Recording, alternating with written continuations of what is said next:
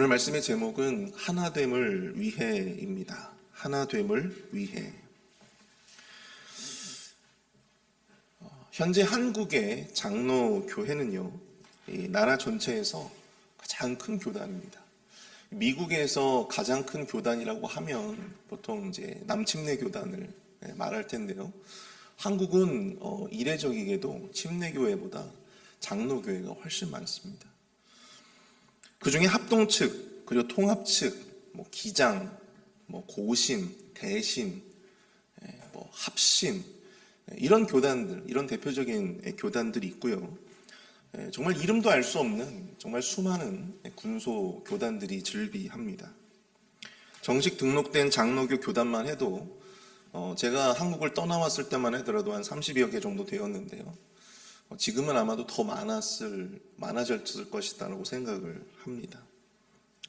장로교 목사들도 다 모를 정도로 그렇게 많은 교단들이 있는 것이, 어떤 사람들은 그렇게 교단들이 분열되고 계속해서 그렇게 퍼져나가면서 장로교회가 부흥되었다라고 긍정적으로 보는 사람들도 있습니다.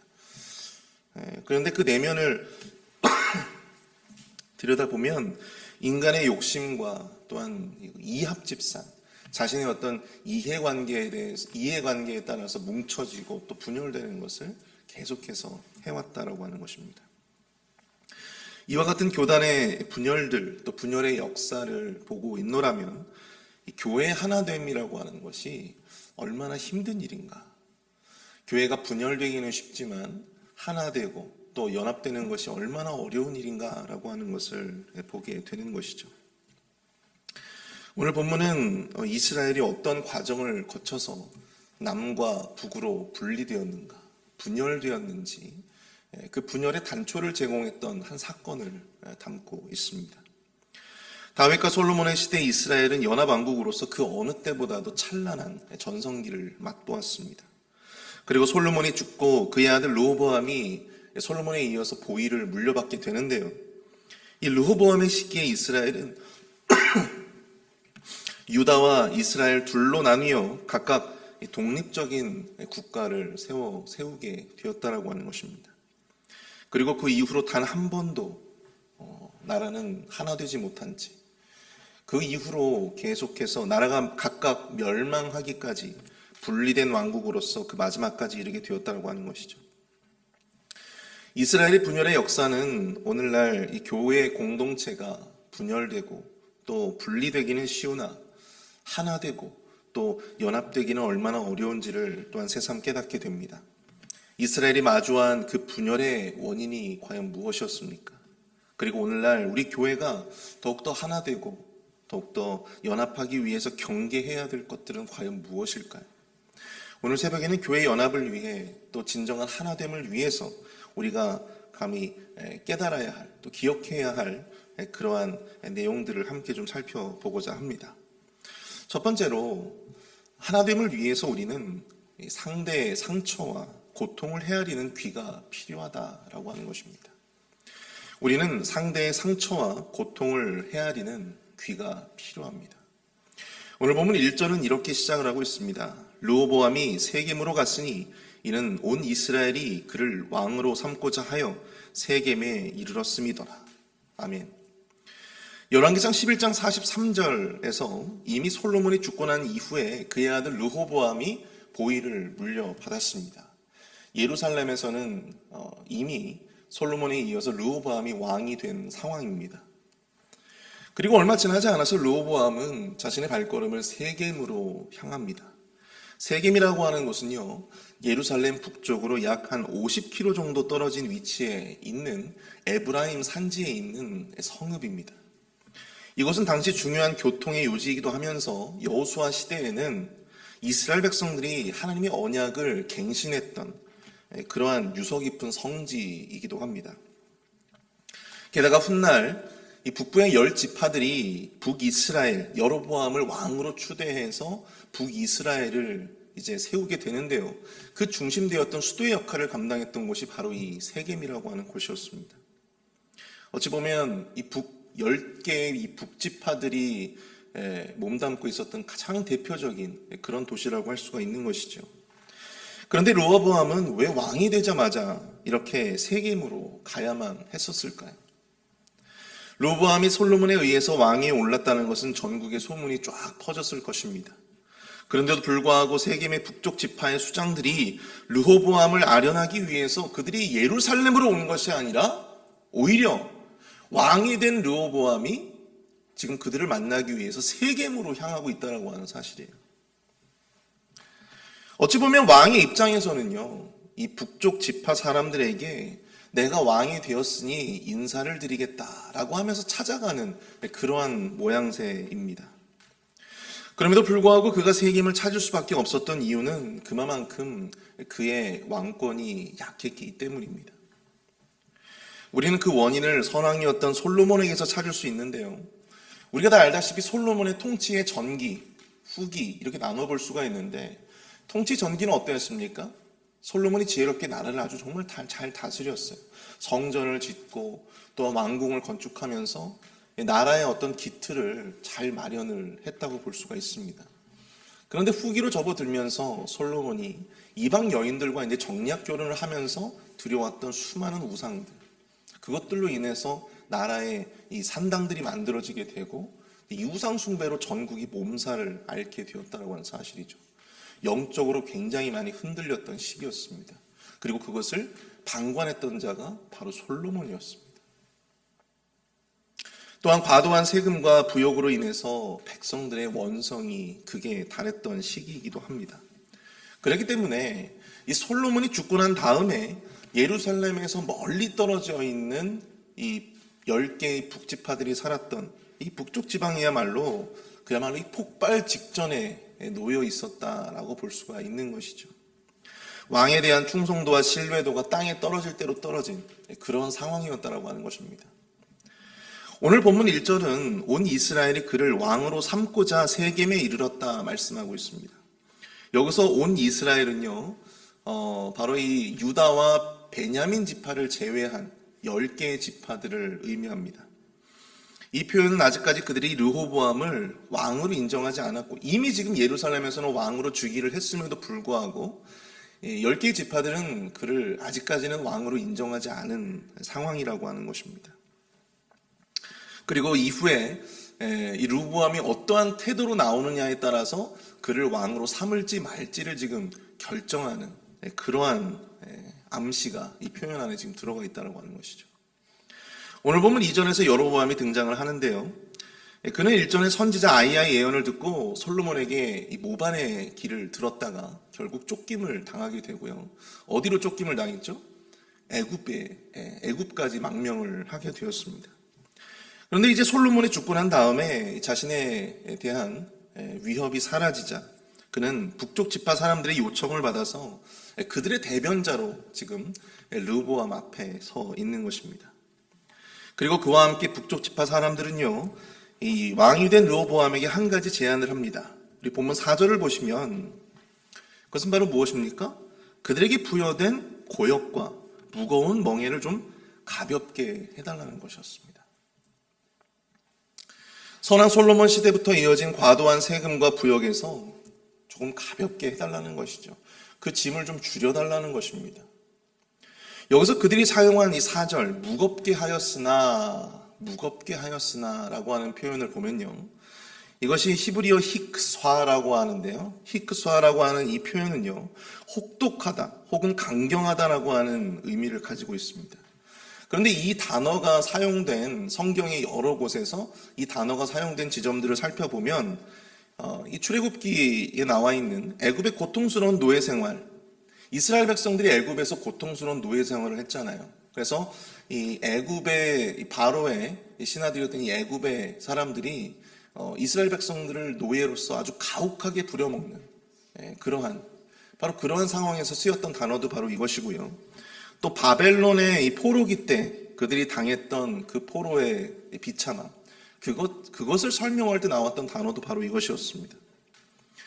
이 단어로 우리가 살펴볼 수 있다면 그들이 가지고 있었던 이 세금과 부역의 고통이 얼마나 컸는가. 솔로몬의 정권 때에 이 12지파 사람들에게, 이 10지파 사람들에게 부여됐던 그 고통의 크기가 얼마나 대단했는가를 우리가 유추해 볼 수가 있는 것이죠. 참기 힘들 정도로 가해지는 잔인한 억압과 또 그로 인한 탄식과 분노의 표현이라고 볼 수가 있는 것입니다. 더구나 왕상 열왕기상 4장 7절부터 19절까지의 내용들을 보면요, 이 솔로몬은 특히 유다, 예루살렘 주변의 유다 지파의 어떤 구역들을 특구로 지정을 해가지고요, 각각의 지방 장관들을 두었습니다. 그리고 그들에게 돌아가면서 세금에 대한 혜택을 주곤 했습니다. 근데 반면에 유다 지파에서 멀리 떨어져 있는 다른 지파들은요, 그 혜택을 온전히 누리지 못했다라고 하는 것입니다. 상대적인 박탈감을 가지고 있었다라고 하는 것이죠. 참된 연합과 하나됨을 위해서 바로 이들의 남모를 고충과 또한 억울함, 그리고 그들의 그 상처를 르호보암은 마땅히 어루만져주고 또 그들의 이야기를 들어주어야만 했습니다. 그럼에도 불구하고 그는 그런 선택을 내리지 못하게 되죠. 참된 연합과 하나됨을 위해서 공동체의 상처와 고통에 우리는 귀 기울여야 합니다. 다윗과 솔로몬이 나라를 전성기로 이끌 수 있었던 때에는 그들의 리더십에 순종했던, 그들의 리더십을 따랐던 수많은 이 백성들의 헌신과 희생이 있었다라고 하는 사실을 우리는 간과할 수가 없는 것입니다. 과거 우리나라가 경제적으로 이렇게 부강한 나라가 되기까지 헌신했던 수많은 부모 세대가 있었죠. 그리고 공장에서 공순이, 공돌이라고 하는 말을 들으면서까지 정말 열심히 나라를 위해서 또한 헌신했던, 불철주의 열심으로 일했던 노동자들이 있습니다. 우리나라의 인권과 또한 자유를 위해서 목숨을 바쳐 평생을 헌신한 그러한 민주화의 투사들도 있었습니다. 바로 우리나라의 진정한 화합과 하나됨을 위해서 바로 이런 사람들의 희생과 고통을 마주하고 헤아리는 그러한 노력들이 필요하다고 하는 것이죠. 근데 교회도 마찬가지예요.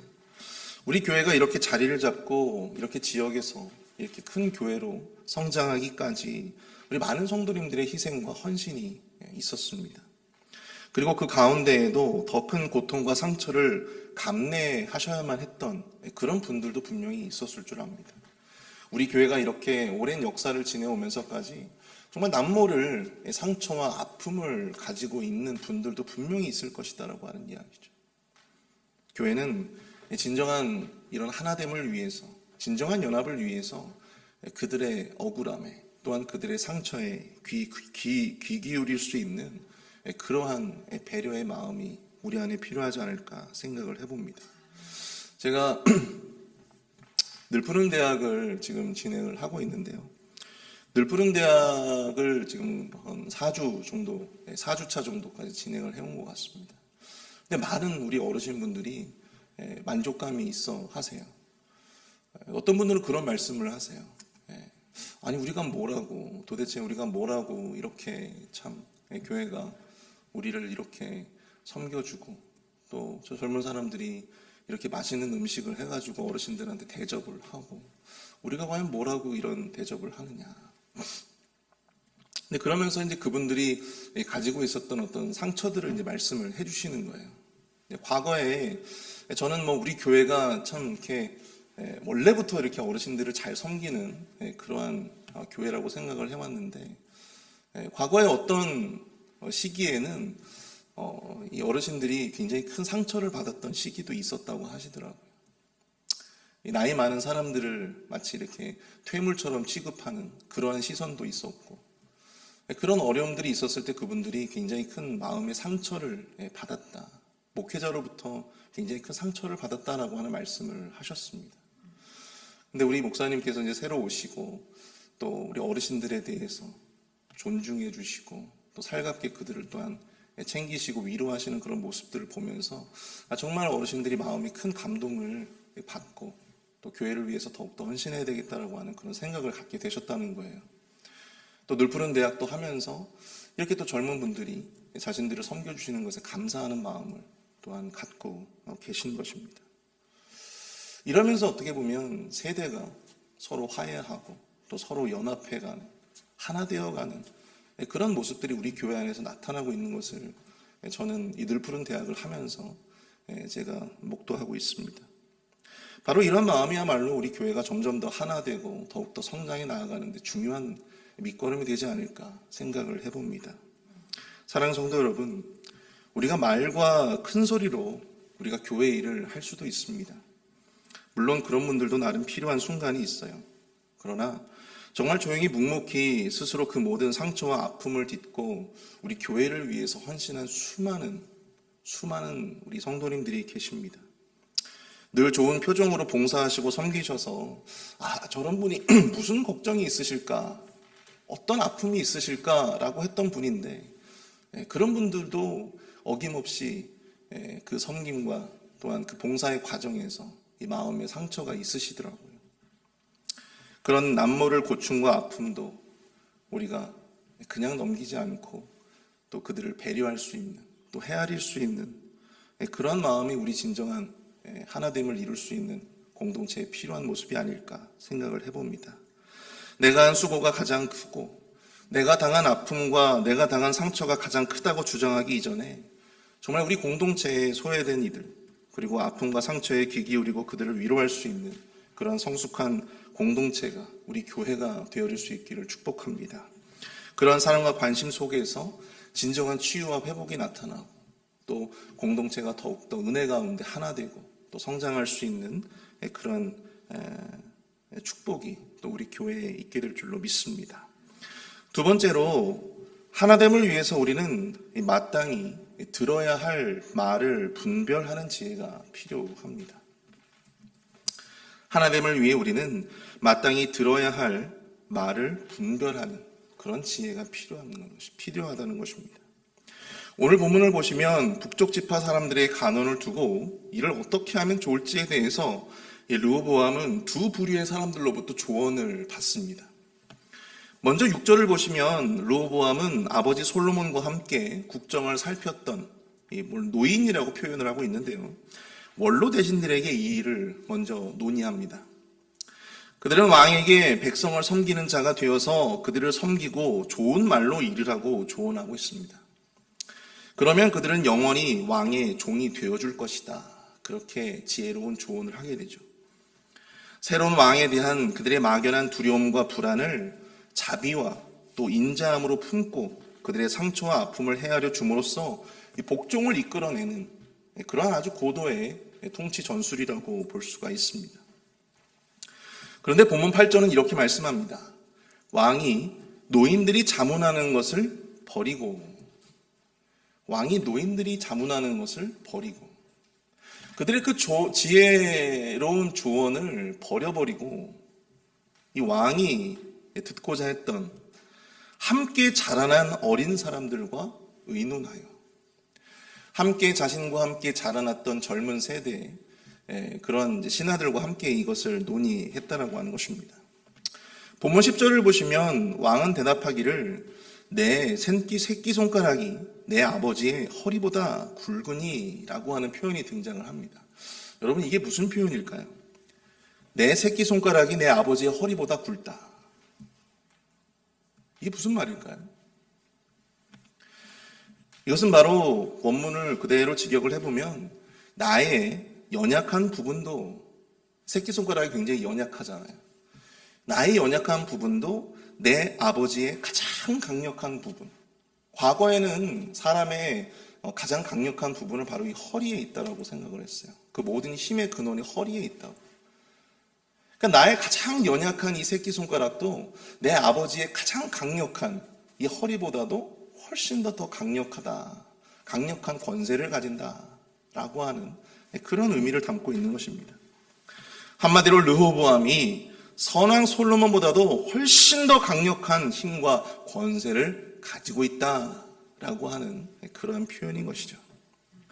갓 왕위에 오른 르호보암에게 잘 보이고 싶어서 사실에 근거하지 않은 이 허세스러운 아첨에 불과한 이 말을 지금 이 젊은 대신들이 왕에게 조언해주고 있는 것입니다. 결국 이 듣기 좋은 말에 넘어가서 결국 르호보암은 후에 돌이킬 수 없는 실수를 하게 되는 것이죠. 잠언 29장 5절을 보시면요. 이웃에게 안첨하는 것은 그의 발 앞에 그물을 치는 것이니라 라고 말씀을 하고 있습니다. 또한 잠언 20장 19절을 보시면 입술을 벌린 자를 사귀지 말라 그렇게 말하고 있어요. 입술을 벌린 자, 아첨하는 자를 의미합니다.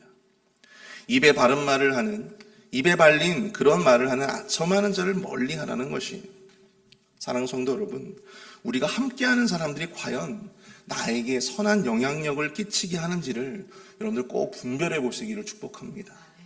지혜로운 사람은요, 가까이 해야 할 사람과 그렇지 말아야 할 사람을 잘 구분하고 마땅히 새겨 들어야 할 것과 그냥 흘려 들어야 될 것을 구분한다라고 하는 사실입니다. 우리는 자꾸만 흘려 들어야 할 것은 자꾸만 새겨 듣고 새겨 들어야 할 것은 자꾸만 흘려 듣는 그러한 좋지 않은 습성이 있어요. 그러나 마땅히 우리에게 이로운 말을 듣고 또 마땅히 하나님께 영광이 되는 그런 말을 들으시는 저와 여러분들 될 수 있기를 축복합니다. 공동체에 조금이라도 유익이 되는 방향으로 여러분 그 말을 들으실 수 있기를 축복합니다. 여러분, 그 말을 들음으로써 우리는 우리의 어리석음을 평생 후회해야 될 수도 있는 그런 상황에 놓일 수도 있다라고 하는 사실을 여러분들 꼭 기억하시기를 바랍니다. 오늘 이 본문의 말씀은 나이 많은 우리 어르신들의 말은 무조건 들어야 되고 이 젊은 사람들의 말은 절대로 들어서는 안 된다라고 하는 것을 말씀드리는 그런 본문이 아닙니다. 바로 이 바른 분별에 대한 이야기를 하고 있는 것입니다. 아무리 나와 친한 사람이라고 해서 그 사람의 말이 나와 공동체에 다 유익이 되는 말은 아니다라고 하는 것이죠. 우리는 나에게 잘해주면, 나의 말을 잘 들어주면, 나와 함께한 경험이 있으면 그 말의 진위를 떠나서 그 말이 하나님께 영광이 되고 또 공동체의 영광이 되고 또 나 자신에게 유익이 되는지를 생각하지 아니하고 무조건 그 말을 믿고 따르고자 하는 그러한 모습들이 있다라고 하는 것입니다. 사람은 누구나 다 그렇습니다.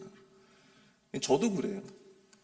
이렇게 말씀드리는 저도 저에 대해서 막 이러쿵저러쿵 지적하시는 분들보다 좋은 이야기를, 격려해 주시는 말을 더욱더 이렇게 귀가 솔깃해지게 마련입니다. 근데 여러분, 그렇게 하면은 망하는 길로 들어가는 것입니다. 하나님의 뜻대로 지혜로운 자들이 어떤 사람들인가를 분별하고 여러분 그들의 말에 귀 기울이는 것이 훨씬 더 중요하다라고 하는 사실입니다. 사랑하는 성도 여러분, 우리가 어울리는 사람들의 말들을 온전히 분별하고 그 말에 무조건적으로 휩쓸리지 않으시기를 축복합니다. 아무리 친한 사람들의 말이라도 무조건 그 말에 부한해동하지 마시고 그 말이 정말인지 사실인지를 꼭 확인해 보시기를 축복을 합니다. 그 말이 진정 나에게 유익이 되고 공동체에 유익이 되며 하나님께 영광이 되는 일인지를 여러분들 우리가 영적으로 비판적으로 잘 분별하실 수 있는 저와 여러분들이 될 수 있기를 축복합니다. 여러분, 속이는 사람보다 더 어리석은 사람이 어떤 사람입니까? 네? 네. 속이는 사람보다 더 어리석은 사람은요, 그게 진짜라고 그냥 철석같이 믿고 속는 사람이 더 어리석은 사람이에요. 여러분의 생각과 마음의 집에 아무 사람이나 들어와서 여러분들의 생각을 막 휘집어 놓고 여러분들의 마음을 막 휘집어 놓게 그렇게 하시겠습니까? 절대로 그렇게 할 수가 없는 것이죠. 아무나 들어와서 우리 마음의 터에, 우리의 생각의 터에 자리를 잡고 또한 아무 생각과 마음을 우리 마음에 들여놓지 않도록 여러분 우리 생각과 마음에 그 터의 자물쇠를 단단히 잠그시기를 축복합니다. 오직 여호와 하나님만 그 생각과 마음의 집에 주인이 되시도록 그렇게 우리 하나님만을 모시는 저와 여러분들이 될 수 있기를 축복합니다. 자신의 한 번뿐인 인생을 이 주변 사람들의 말에 의해서 마치 꼭두각시처럼 인형처럼 하수의 영에 휩싸여서 그렇게 살아가는 그런 르호보암과 같은 그러한 어리석음을 우리는 살지 않게 되기를 축복합니다. 우리 오늘 말씀을 생각하면서 좀 함께 기도했으면 좋겠습니다. 우리 공동체 하나됨을 위해서 우리는 상대의 아픔과 상처를 헤아려 공감하고 위로할 수 있는 마음을 주시옵소서. 또한 지혜로운 사람들의 말에 귀 기울이게 하시고 아첨하는 자들의 말에 귀 기울여서 그것이 과연 하나님의 영광을 위한 길인지 공동체를 위한 길인지 자기 자신을 위한 길인지 바르게 분별해서 들을 수 있는 지혜를 우리 안에 허락하여 주시옵소서. 우리 함께 마음을 모아 합심해서 함께 기도합니다.